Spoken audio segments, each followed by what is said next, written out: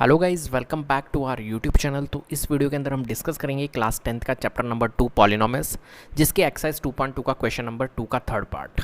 Question number 2 का third part है हमारा 0 एंड रूट 5। क्वेश्चन कह रहा है find a quadratic polynomials each with the given numbers as the sum and product of its zeros respectively zeros दिए हुए हैं आपको, सम एंड प्रोडक्ट जीरोज का 0 एंड रूट 5। ठीक है, आपको मैंने प्रीवियस भी बताया था, प्रीवियस वीडियो के अंदर फर्स्ट एंड सेकंड पार्ट हमने डिस्कस किए थे। ठीक है, वहाँ पर मैंने आपको बताया था कि ये जो फर्स्ट है 0, जो फर्स्ट वाला टर्म है, जो फर्स्ट वाली वैल्यू है वो क्या है, हमारा सम ऑफ द जीरोज़ है, एंड सेकेंड वाला जो वैल्यू है ये है हमारा प्रोडक्ट ऑफ जीरोज़। ठीक है, तो जब भी आपको sum of zeros and product of zeros दिए हुए हों तो उसका एक मैंने फॉर्म बताया था, क्वाड्रेटिक पॉलिनोमियल्स आप फॉर्म कर सकते हो अगर आपको sum of zeros and product of zeros दिया हुआ हो। तो उसका एक फॉर्मेट है, एक फार्मूला है, अगर आपको वो याद है तो आप इजीली निकाल सकते हो sum of zeros and product of zeros. ठीक है, तो फर्स्ट एंड सेकंड मेथड मैंने डिस्कस किए थे, टोटल नंबर ऑफ मेथड्स हमने 2 डिस्कस किए थे। दोनों मेथड में यहाँ पर इस वीडियो के अंदर भी डिस्कस करूँगा। तो देखिए यहाँ पर एक मेथड तो मैं डिस्कस कर रहा हूँ जो बिल्कुल सिंपल मेथड है। ठीक है, कौन सा मेथड, कि अगर हमारे के पास में sum of zeros and product of zeros दिए हुए हों, ठीक है, तो हम लिख सकते हैं सम ऑफ जीरोज़ गिवन, आपको क्या है, आपको गिवन है सम ऑफ जीरोज़। ठीक है, सम ऑफ जीरोज़। ठीक है, सम ऑफ जीरोज़ आपको क्या गिवन है, 0 है, और प्रोडक्ट ऑफ जीरोज़ आपको गिवन है यहाँ पर, प्रोडक्ट ऑफ जीरोज़ आपको रूट 5 गिवन है। ठीक है, अब जब भी आपको sum of zeros and product of zeros दिए हुए और आपको कहे कि क्वाड्रेटिक पॉलिनोमियल्स फॉर्म करिए, तो उसका एक फार्मूला है सिंपल सा। क्या फार्मूला है, आपका फार्मूला बनेगा x square minus sum of zeros into में x plus product of zeros. ठीक है, रट लीजिए इसे, ये फार्मूला बनता है।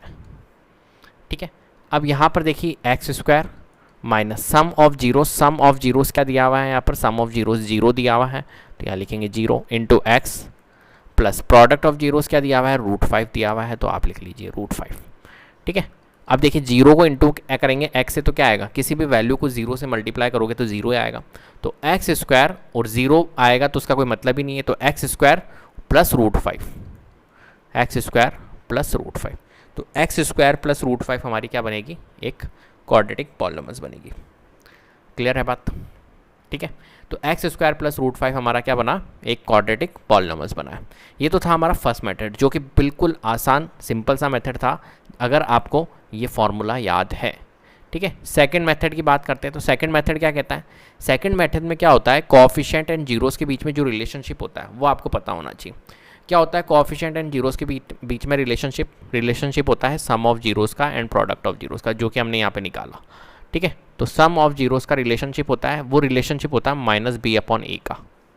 ठीक है, और प्रोडक्ट ऑफ जीरोज़ होता है हमारा, उसका रिलेशन क्या होता है हमारा, सी अपॉन ए का होता है। ये दो ही रिलेशन होते हैं कोएफिशिएंट एंड जीरोज़ के बीच में, sum of zeros and product of zeros क्या होता है, minus b upon a sum of zeros होता है, और product of zeros c upon a. बस इन दो रिलेशन से हम इनका क्वाड्रेटिक पॉलिनोमियल्स फॉर्म करेंगे। ठीक है, देखिए यहाँ पर थर्ड पार्ट में 0 और रूट 5 दिया हुआ है, तो हम लिख लेते हैं लेट अल्फ़ा एंड बीटा।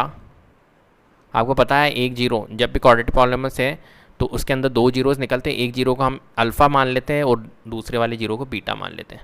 ठीक है, तो let alpha and beta are the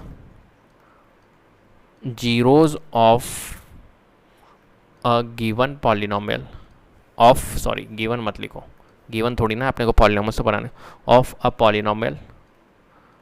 अब आपको पता है पॉलिनोमियल किस फॉर्मेट में होती है, a x square plus b x plus c के फॉर्मेट में, इसी फॉर्मेट में होती है, तो हमने लिख लिया।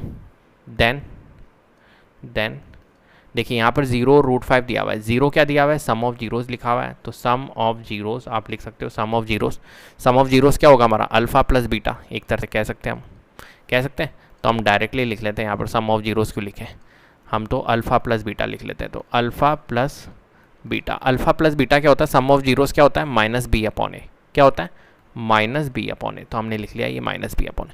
अब बताइए माइनस बी अपॉन ए क्या होगा, बताओ बी क्या है यहाँ पर, बताइए बी क्या है यहाँ पर। देखिए सम ऑफ जीरोज़, पहले एक तो अपन ने यहाँ पर वो नहीं लिखा, सम ऑफ जीरोज़ आपने को दिया हुआ है ना, एक मिनट सम ऑफ जीरोज़ आपको दिया हुआ है, क्या दिया हुआ है, ज़ीरो। यहाँ पर क्या दिया हुआ है आपको, गिवन ज़ीरो, तो हम लिख लेंगे ये ज़ीरो।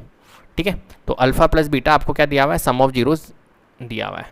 अब ये ज़ीरो जो है ये क्या है, एक तरह से किस फॉर्मेट के अंदर लिखा हुआ है, ये लिखा हुआ है माइनस बी अपॉन ए के फॉर्मेट में। क्यों, क्योंकि आपको पता है सम ऑफ जीरोज़ किस फॉर्म में होते हैं, माइनस बी अपॉन ए के फॉर्म में होते हैं। माइनस बी अपॉन ए होता है सम ऑफ जीरोज़ का formula, sum of zeros equals to minus b upon a. और सम ऑफ जीरोज़ जो है अल्फ़ा प्लस बीटा जो है वो क्या है हमारा, इस क्वेश्चन के अंदर थर्ड पार्ट के अंदर ज़ीरो है, सम ऑफ जीरोज़ क्या है, ज़ीरो है, तो zero is equals to minus b upon a. इससे क्या होगा, अभी हमारी वैल्यूज़ निकलेगी, देखना ए बी एंड सी की वैल्यूज़ निकलेगी। ठीक है, और alpha into beta means product of zeros c upon a होता है। यहाँ पर क्या दिया हुआ है आपको, प्रोडक्ट ऑफ जीरोज़ √5 दिया हुआ है। ठीक है, √5, और यहाँ पर लिख सकते हैं हम सी अपॉन ए। अब यहाँ पर देखिए जीरो के नीचे क्या होता है बताइए, जीरो के नीचे 1 होता है।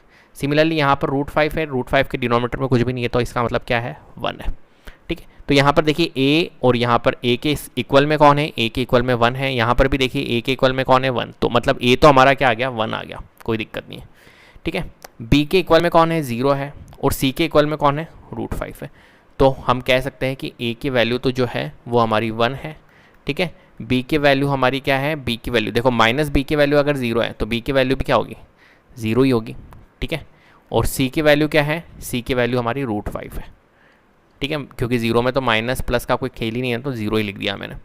ठीक है, अब आपको पता है कि जो क्वाड्रेटिक पॉलिनॉमियल्स होती है वो किस फॉर्मेट के अंदर होती है, a x square plus b x plus c के फॉर्मेट में। बस इस फॉर्म में आपको ए बी एंड सी की वैल्यू रखनी है। देखो ए की वैल्यू हमने 1 रखी, 1, और आगे क्या है, x square, plus b x, b की वैल्यू रखो, बी की वैल्यू 0 है, फिर आगे क्या है, एक्स, प्लस सी की वैल्यू क्या है हमारी, √5 है, तो हमने रख दिया √5। ठीक है, तो 1 एक्स स्क्वायर क्या होगा हमारा, एक्स स्क्वायर ही होगा।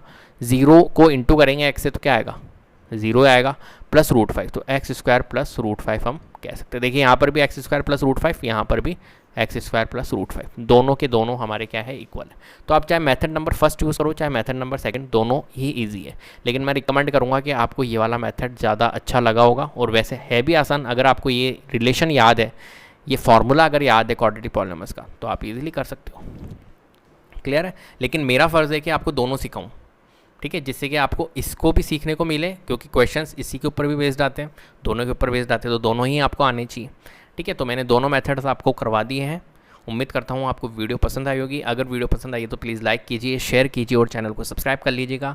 बेल आइकन को जरूर प्रेस कर लीजिएगा, जिससे कि अपकमिंग वीडियोज़ के नोटिफिकेशन आपको टाइम टू टाइम मिलते रहे। Thank you so much.